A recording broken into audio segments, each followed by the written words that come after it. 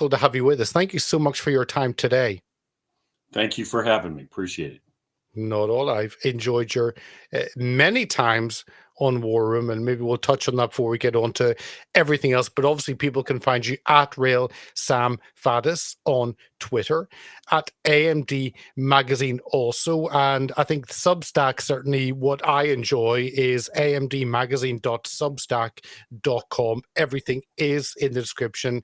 I think that's where you put a lot of your longer pieces. So if people enjoy the Twitter, they can jump on and look at the Substack. And of course, Sam, you are retired CIA officer, served in Near East and South Asia, author, commentator, and of course, senior editor of AMD Magazine. And certainly for me, as maybe for many others, what often happens, people coming on Steve Bannon's War Room, it opens a window. Maybe we can just touch on that. It's always fun to ask people how they ended up being on War Room, and then we'll jump on, I think, a lot of the threats, the terror threats currently inside the US. So what about yourself? How did you end up being on War Room? Yeah, I don't, I think my contact with Steve goes back to when he and Jack Maxey were still working together. And we got particularly deeply involved regarding the Hunter Biden laptop story, because when they got a hold of a copy of the hard drive, one of the first things they wanted to do was make sure that they weren't being played, that this was in fact something real. They weren't going to run with it. And, you know, they were more than happy to run with it if it was real and authentic, which it is, but they wanted to do their homework first. So they called me in as an old CIA operator to take a look at this thing and say, hey, do you think this thing's real, or is there anything to this accusation that it's Russian disinformation? And after about, I spent the whole night down. I showed up in DC one night and spent the whole night down in a townhouse in Capitol Hill with those guys going through it. But I can tell you that it took me about 5 minutes to be able to tell them it is impossible for somebody to have faked this thing. That's completely ludicrous. If you came to me when I was operating and said, do this to somebody else, I would have said, no can do, man. Can I make up a fake laptop? Yeah. Will it stand more than about 5 minutes scrutiny from an adversary who knows what they're doing? No, it will not. It will be obvious for a million reasons. And we've obviously delved into that with Miranda Devine, Laptop from Hell, Gard Ziegler on a number of times, and there's a huge, and you wonder why the media don't wake up to that fact, but that and many, many others. But of course, your background, CIA background, that intelligence side, and on your Substack, lots of really interesting articles, and I think for me it's the concern about the terror threat within the US. We talk a lot about what's happening externally, but the big concern I have looking across the water, and we have in the UK, having open borders, is the terror threat within here in the UK, as you're concerned over there in the States. And maybe look at the border, because one of your recent Substack posts was the trade in asylum seekers, why the establishment won't cut off illegal immigration. And the issue of open border, it's the opposite of a purpose of government, isn't it? A government should be closing the borders, protecting its citizens. And this administration seems to want the opposite. So what are your thoughts as you look on that open border policy? Well, as you well know, given your trade, language can either be used to illuminate or obfuscate. We spend a lot of time listening to this administration use language to obfuscate, to dance around, to pretend. Let's just be clear. This administration's policy is open borders. That's the Biden administration's policy, is we don't have a border. So nobody in Congress changed the law. Nobody legislated that. The American people didn't decide that. These guys just basically decided, without ever admitting so, that they will not enforce the existing law. So if you show up at the border, you're processed you're handed a notice to appear for a hearing, which may be 5 to 10 years in the future, and you're cut loose. Actually, you're probably transported on to your onward destination, like Chicago or New York. So, and once you have that hearing notice in hand, by the way, if anybody stops you, you just tell them you're waiting for your hearing. So it, in fact, functions as a permit. In fact, the illegals refer to it as a permit. So that's our policy, and there's no magic database to check these people. We have no idea who they are. We have no idea if the documents they're carrying, if any, are real. So anybody and everybody can walk into the United States. So why? Well, I mean, ideologically, a lot of these people, frankly, don't believe we have a right to control our borders. But there's also just a lot of money here, right? I mean, there's a huge garment industry, as an example, in Southern California around Los Angeles. Actually, a large number of clothes, a large amount of clothing that's made in the United States. It's all made by illegals. I mean, if you walked into a shop and there's 300 people in the room and you found one of them who actually had legal documentation to be in the United States, you'd probably die of shock. Everybody knows that. You go to Alabama, chicken processing plants, folks that stand on their feet for 10 or 12 hours a day, and they gut and pluck chickens. Not exactly pleasant work. I've done a little bit of it once upon a time. Okay, who does that? Again, if there's 600 people in the plant and you found one that actually has permission to be in the United States and be working, you'd be stunned. So what we have, and I could go on, obviously, I mean, you get the point. There's a lot of folks here who are pretending like somehow they're welcoming the poor of the planet and doing something philanthropic. That's not what's happening. They're making a boatload of money. In the article that you referenced, we talked about how, for instance, in New York State, they actually run a state website where employers can go on the website and advertise jobs, and it's specifically marketed to illegals. Now, they don't use that terminology, illegals, but that's what it is. It is a state-run website to match up employers with folks who will, again, when it's all said and done, they will work off the books for less than minimum wage. And none of these guys are going to complain about workplace safety. You know, I mean, if you think about it, it's kind of sick. Here's the Democratic Party pushes this supposedly the party of the working man. This is a war on American working men and women. It's none of these pesky unions, man. We're going to deal with folks that are about one step above slaves.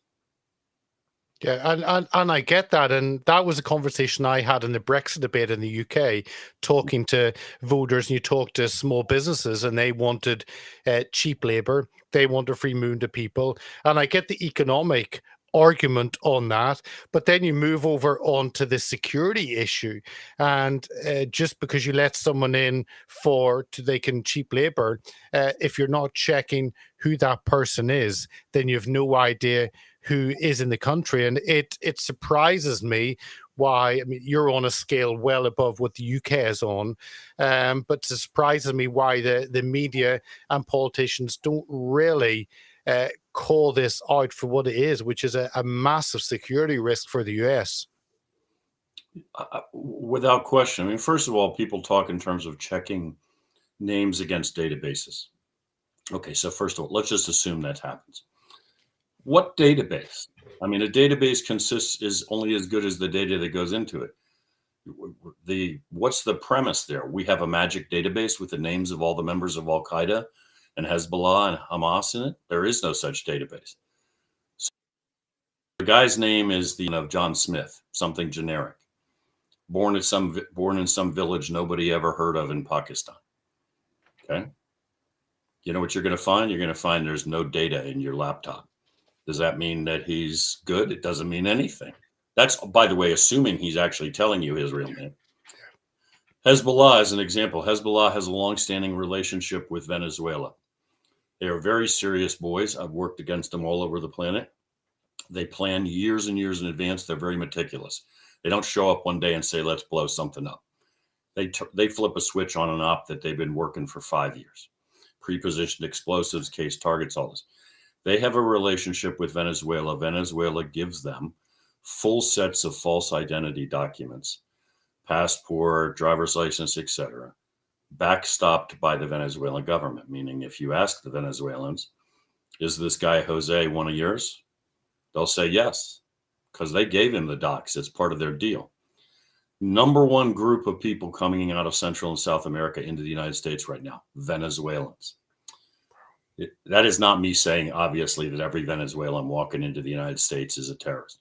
I'm just saying, when you have a flood of people like that, and you know you have this capability, it's the simplest thing in the world to insert into that stream guys who are operatives, and we have no capacity for detecting them. And we have caught them on U.S. soil before, where they have been here for years and years and years, working targets, New York City, Washington, D.C., Chicago. So, yeah, there's a clock ticking out there someplace, isn't it? It's just, I mean, when stuff starts to blow up, is there really anybody with a straight face is going to turn around and say, wow, that was unforeseeable. I'm shocked. We're just waiting for it now. Well, your time working abroad with the CIA, and you're dealing with countries and individuals and situations which you wouldn't expect to find at home. And I've talked to other people working in the field, different ops, and I think the assumption was, and I assume the assumption is, that the intelligence services abroad for the US, that there is trust in what happens back home. There is trust in the borders, in the systems, and you're doing what you do abroad because you've got the backing of the US, but also there's protection there in the US, and that's not even touching on the military. It's just touching on the institutions and the border. And if that's no longer there, then kind of you wonder, what is the point of intelligence abroad whenever there's no kind of backstop there back in the US? Yeah, there is no point. I mean, again, this is what I think people need to understand, and they don't, and maybe on some level they don't want to, right? Because the enormity, first of all, it's staggering and hard to get your head around, but also you kind of just don't want to face this reality because it's very unpleasant. We don't have a border in the United States functionally. I mean, we have guys that process illegals and then put them on buses and send them to Chicago. We've turned Border Patrol into welcome wagon, but we don't our defenses are down. I mean, you're living in a house in a bad neighborhood and the doors are unlocked and the windows are open and nobody's paying attention. So is it hard to predict what will happen? It will not. Right now, look at what's happening in the Middle East.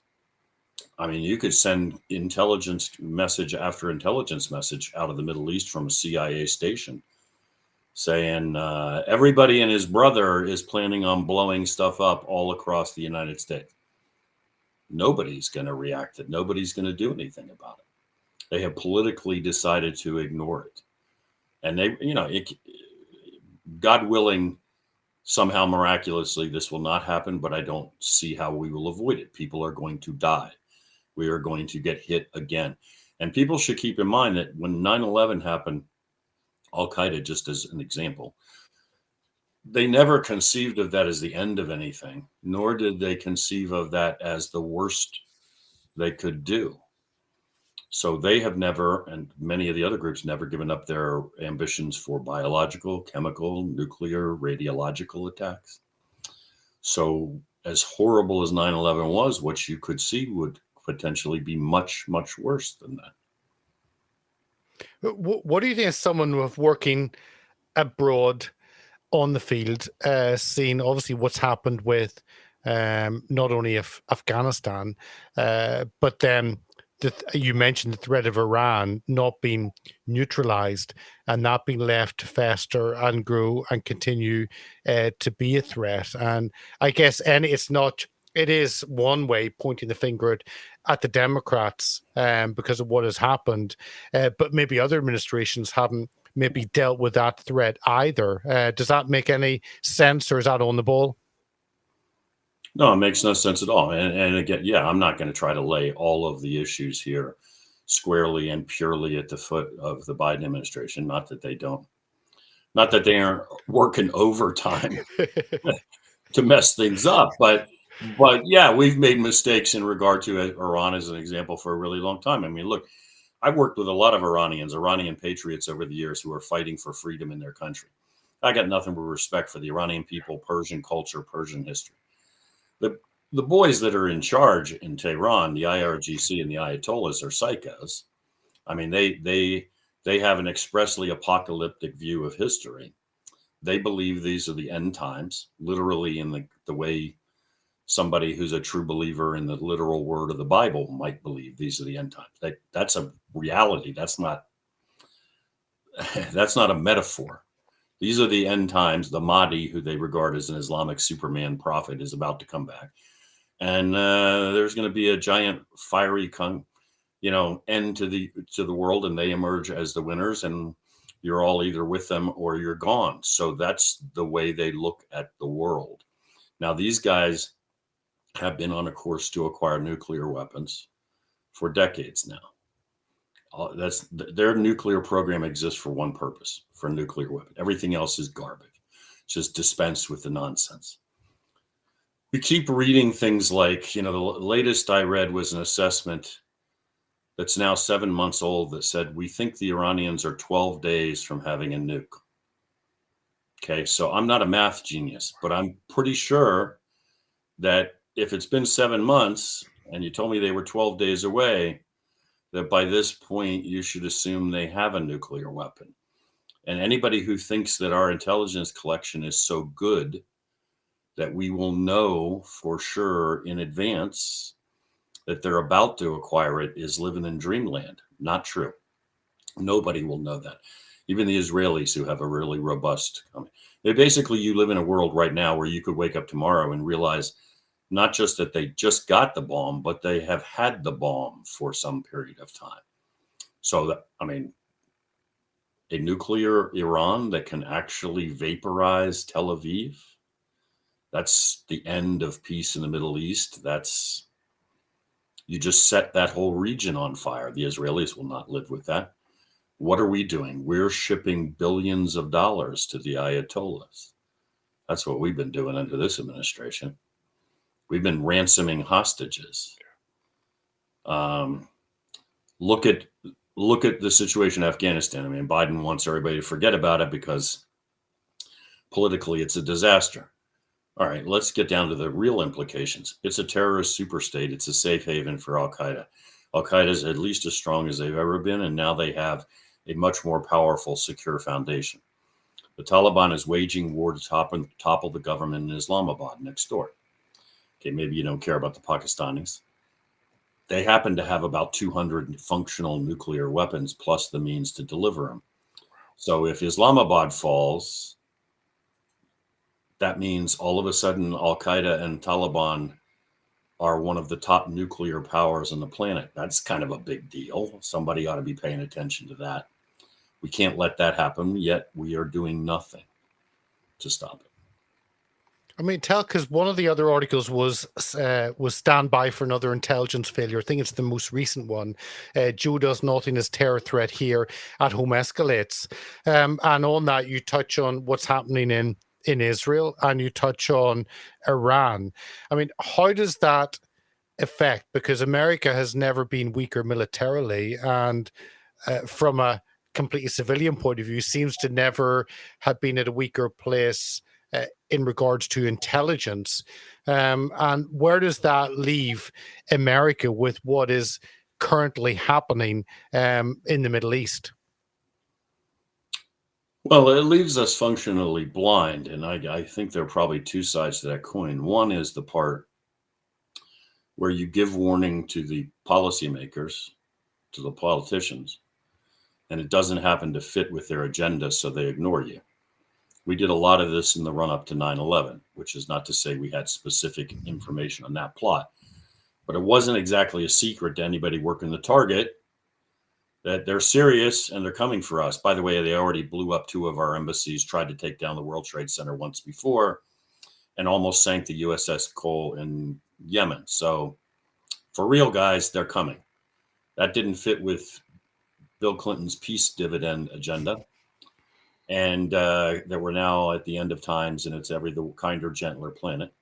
And the Bush administration didn't seem particularly focused on it before 9/11. So I did a lot of that. I was involved with a lot of that. And as was my wife, who's also a retired agency officer, as were any number of our friends. So it's not just me. Whole bunch of guys over a whole bunch of years saying, we better go take care of this bin Laden guy before something really catastrophic happens, and it's ignored. And the second part is just a decrease in collection capability. And we absolutely do not have the collection capability we need. Afghanistan is under the control of the Taliban, and they got billions of dollars worth of our gear, and the international community, including the United States, keeps sending them money, calling it humanitarian funding. Anybody who thinks they're using that to buy baby formula is on drugs. So, and you've got every group in the world, including Al Qaeda, back there with training camps and a completely safe platform from which to plan, train, and launch attacks. Anybody who thinks we have any collection capability on the ground in Afghanistan at this point that's worth anything, again, is in dreamland. I mean, you can take pictures of it from space, and you can you can surf the internet and intercept email messages. It took us 10 years to find bin Laden because he didn't use the internet, and he didn't use a cell phone. He recognized the capacity. He ran an entire worldwide outfit for 10 years after we took Afghanistan. It took us 10 years to find him. Why? Because he understood our technical capability, and he knew we didn't have the sources we needed to find him. So we don't have, we have essentially no capability in Afghanistan. We have no idea what they're plotting, what they're planning, how many attacks are being hatched over there. And when I've talked to friends, background intelligence, it's all about assets and having people on the ground and that information. Is it simply with the move, the technological move, is it that the focus is we can now do everything with technology and the hard work on the ground is simply ignored? Is that maybe the focus of politicians? The focus of politicians is also, unfortunately, the focus of too many people inside the intelligence community, right? I mean, one of the things the United States, just to stick with us as an example, we do pretty well is allocate money, buy stuff, build buildings, fill them with people looking at flat screen computer monitors, doing PowerPoint presentations, generate a lot of this stuff, build a machine that flies around in space and sucks up signals. Okay. Now, espionage is not at all like that. Espionage is this weird, arcane, old art, really realistically probably hasn't changed for thousands of years meaningfully, because it's all about human nature. So as long as people are people, it's going to be the same thing. You need this very eclectic group of individuals, often drawn from a whole bunch of very disparate backgrounds, kind of people who in another lifetime would be stealing the crown jewels, who aren't very comfortable coloring within the lines all the time, but they have enough self-control to not go totally off the reservation, if you will. And in other words, they'll do it for a good cause. And then you got to train them really well, and then you got to season them really well. When I showed up at my first field station, it was more or less an attitude like, yeah, you go make like 500 asset meetings, and then we might let you talk in the morning meeting when we all get together. Because right now, you know so little, you don't even know what you don't know. You're right. And then you got to trust instincts. It's got to be a very flat, nimble organization. If I'm talking to a source in Turkey and I got an opportunity to do something inside Iran, we need to exploit that opportunity really fast. I don't mean like I should have carte blanche to just do whatever the hell I want, but we got to move. We got a window of opportunity. Let's go. I can't send that message back to headquarters and wait 6 months while they go through 27 levels of review and committees of people who've never been overseas discuss whether or not this is a good idea, right? The really good organizations in history have had that capacity. I mean, I've done a lot of study over the years of the American OSS in the Second World War, but also SOE, the Special Operations Executive, the British equivalent that predates OSS and obviously was the template for OSS. Read the history of that, man. It's a bunch of guys like Patrick Leigh Fermor that walked across Europe sleeping in barns before the war and spoke classical Greek, and just this weird combination of things who the next thing you know, they're on Crete and they're dreaming up operations to kidnap Nazi generals. And they actually pull it off, like two guys and a handful of Greeks do this. Good Lord, if you sent that proposal to Langley these days, you would have no chance on earth of that thing ever being approved. They would come back with 9 million reasons why that won't work. And you'd get tired of trying to explain it to them. You'd just be, okay, whatever, too much trouble. Leave it alone. I want to ask you about to the domestic side. It seems, again, as someone looking from the outside in, it seems the role of the FBI is now no longer about catching real threats within the US and is more focused on, I mean, whenever Moms for Liberty was declared an extremist organization, and those who want to stand up for common sense and basic values of life and liberty and freedom, those are now the ones in the crosshairs. I mean, how has that change happened? Is that just because it's easier to focus on those type of people because they don't push back, they're not a threat? Has there been an active decision to see those people standing up for American values as a threat, as opposed to others, maybe the Islamist type? Or tell us how that change has happened and what that means for the fabric of the US. Well, first of all, it's catastrophic for the United States, right? I mean, intelligence agencies shouldn't be within 10 miles of American domestic politics. It's illegal, it's unconstitutional, it's immoral. And they should never be, even when they've got to deal with domestic things like the FBI, they should never should be partisan. Again, that's illegal and unconstitutional and so forth. I think you have like two problems that are affecting both the FBI, the CIA, and a bunch of other agencies. One is bureaucratization, which kind of bureaucratic hardening of the arteries. The organizations go soft. You stop having guys at the top who made their bones running operations, whether we're talking about the Bureau or CIA. Now you got guys who have played political games. And then we have politicization in the sense of American domestic politics. We have outfits that should not have come anywhere near this, that at least at the senior levels have become very politicized. I mean, the Moms with Liberty thing is a great example. Where I live in the state of Pennsylvania, I have a lot of contact with Moms of Liberty because of other things that we do, my wife and I. You're talking about an organization, the center of gravity is a 55 to 60-year-old grandmother. Yeah. And Moms for Liberty's primary focus is things like, why is this book filled with sexually explicit drawings in an elementary school library accessible to my 8-year-old?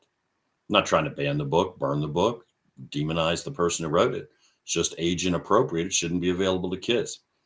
It's not exactly incendiary, certainly not domestic violent extremism. So it's insane that the Bureau would label these guys as an organization like that as being a danger to anything. Not a danger. They're people involved in a political process expressing actually what are really common sense things.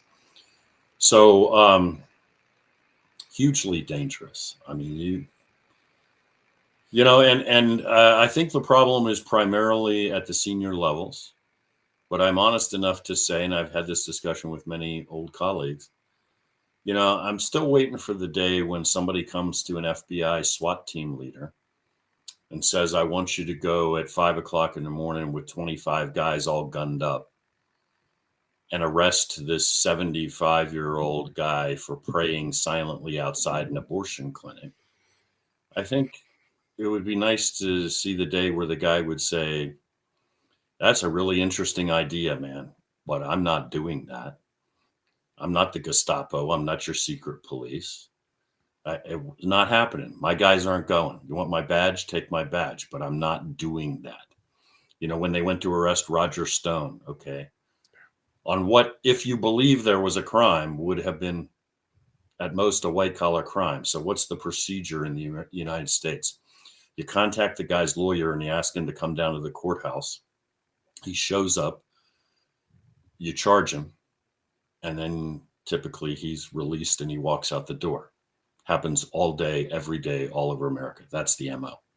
Nobody sends a gunboat and an armored car and a squad of guys with machine guns to arrest a man who's, what, 80 years old, and by the way, stands about 5'3", and at that towers over his wife, who has heart trouble, and you're going to go show up at his doorstep at 4:30, 5 o'clock in the morning? I mean, come on, you are utilizing the law enforcement power of the United States government to intimidate political opponents.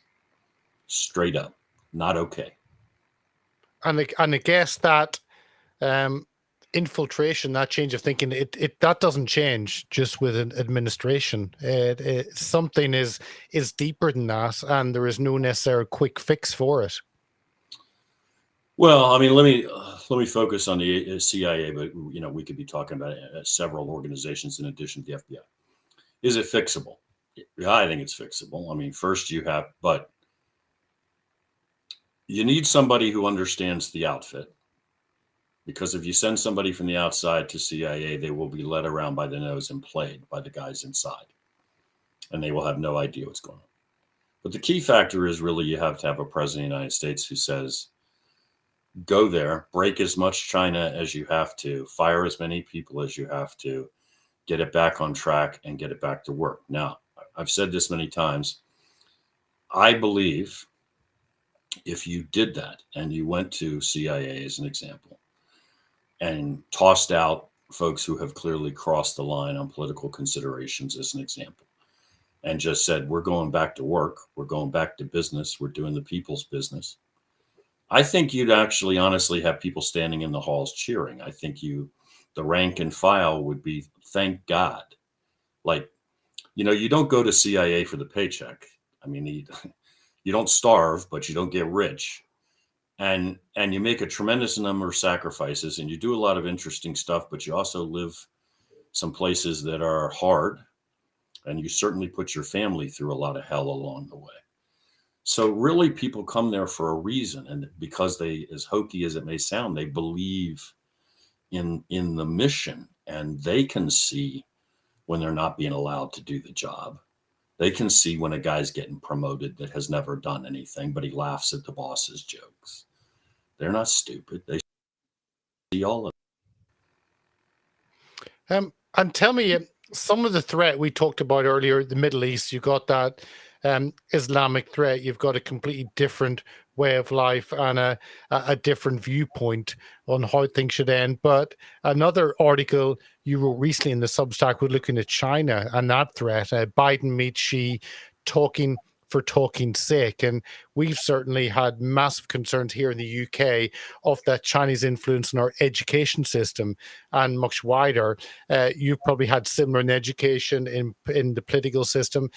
That's another threat which is there internally, and no one seems to want to deal with it. We've just had David Cameron coming back in the UK as the Foreign Secretary, one of the most pro-China political leaders in a generation. You probably have the same. So tell us about that article of Xi coming over and Biden being his lapdog, basically being summoned to San Francisco. What's your concern of the Chinese influence and where that can take America?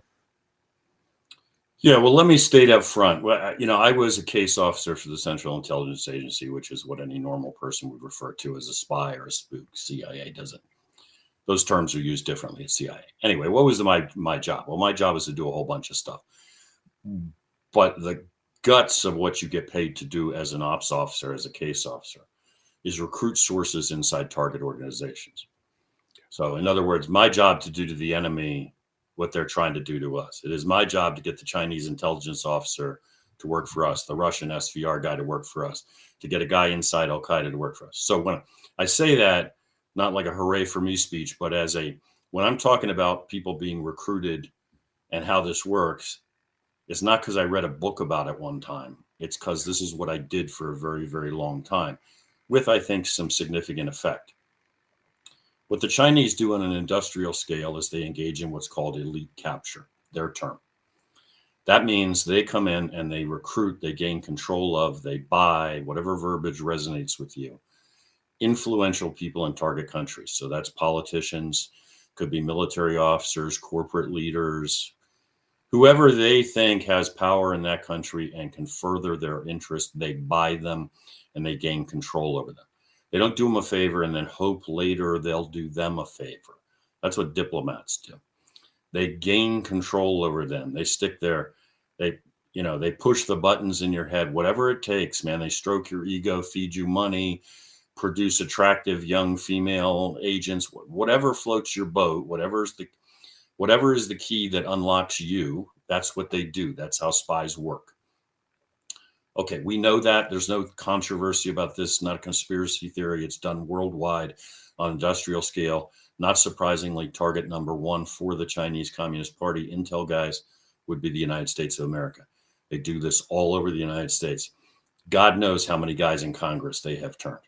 God knows how many corporate leaders.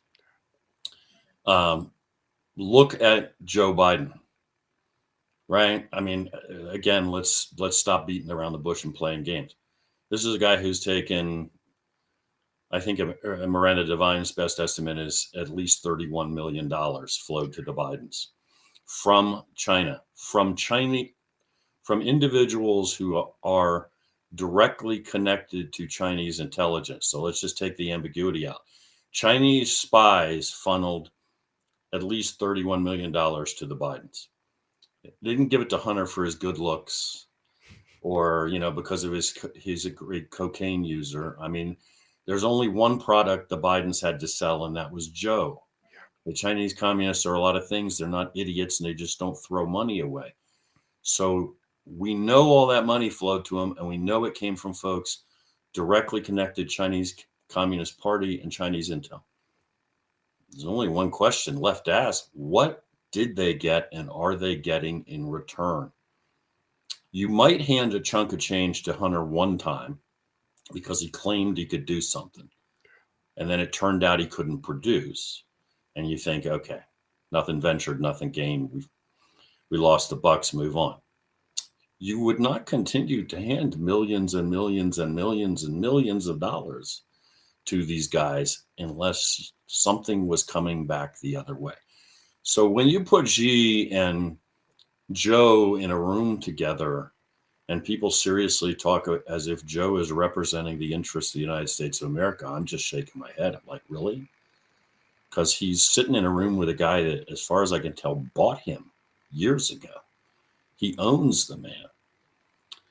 And if you really internalize that, the implications for American national security and the entire free world are terrifying, because it doesn't matter how many carrier battle groups you have or nuclear weapons.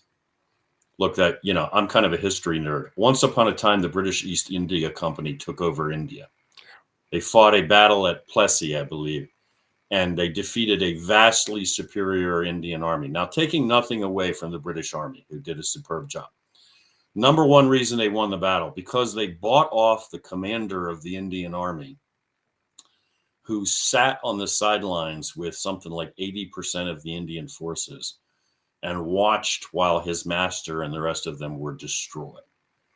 Like they just, simple solution. We'll buy this guy off and they'll sit on their hands and watch. So, I mean, if the Chinese move on Taiwan tomorrow and you're counting on Joe Biden to be the guy that gives the order to the 7th Fleet to save the day, good luck, man. What's your, just so we finish off, what is your big concern with the life you've led, with your experience, seeing so much and how foreign agencies work, foreign governments work, that ongoing battle to fight for, I guess, the freedom in the US. What are your kind of big concern when you look at the US and what has happened? Because obviously a lot of what's happened has been enabled politically, but it's also been enabled in the media, in many economically. That's been a way in for China. But what to you is probably your major concern of where America currently is? See, here's the way I would sum it up. I think since 1945, the American people have taken for granted the fact that the United States is the preeminent political, military, and economic power on the planet. That's just sort of bedrock, and it's almost like a law of nature now. So things are good sometimes and less good other times. And occasionally we get dragged into a war, and then after a while, we get tired of the war and we go home. Well, we don't think we actually lost our status as the number one power.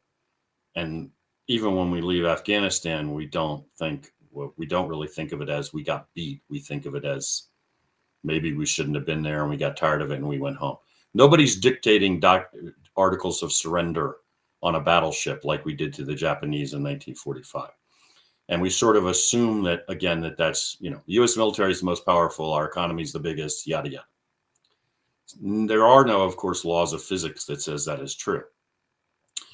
And we've touched on some of the reasons, but we could go on probably all day talking about, there's a lot of really catastrophic stuff happening around the planet between the Chinese, the possibility the Iranians are going to get nuclear weapons, Pakistan falls, and all of a sudden the Taliban has 200 nuclear weapons. Terror attacks inside the United States. You could actually, I hate this word because it gets overused, but you're actually beginning to talk about things that are existential when it comes to the United States. You're actually, I've said this to numerous people, you could realize that the Chinese could move on Taiwan and a Nimitz-class aircraft carrier could go to the bottom of the Pacific, and you realize you don't have one west of San Diego. And all of a sudden, right there, the status quo that has existed since 1945, where the Pacific is an American lake, ceased to exist, guys. Like, the Chinese aren't in San Francisco yet, but you are no longer, everybody in all of East Asia now lives with a new reality. Nope. The South Koreans, the Japanese, what are they going to do? Just fend for themselves? That kind of stuff is already starting to happen all over the planet. And we're either facilitating it or just blissfully ignorant to it, but we're not doing anything to stop it. What happens if the Iranians wake up? What happens if the Iranians detonate a nuclear weapon in the desert and say we have 12 more? And guess what? We already moved half of them to places like Lebanon under the control of Hezbollah, to locations you don't know about and where you can't stop us from launching them. So you Israelis knock yourselves out bombing sites in Iran. We didn't tell you this until we had already taken steps. Now you live in a world where the Iranians can wink the state of Israel out of existence, literally, because Israel's a tiny place, right? 2 or 3 nuclear weapons and Israel doesn't exist anymore. It is that danger. It's that, like, we're teetering on the edge of a cliff, and yet don't seem to actually be doing anything about it. Well, Sam, I appreciate you coming on. I think it is so important for the public to understand the perilous situation which we do face. And I've thoroughly enjoyed your many times on War Room. So thank you so much for giving us your time today in sharing some of those insights. Thank you. Appreciate it.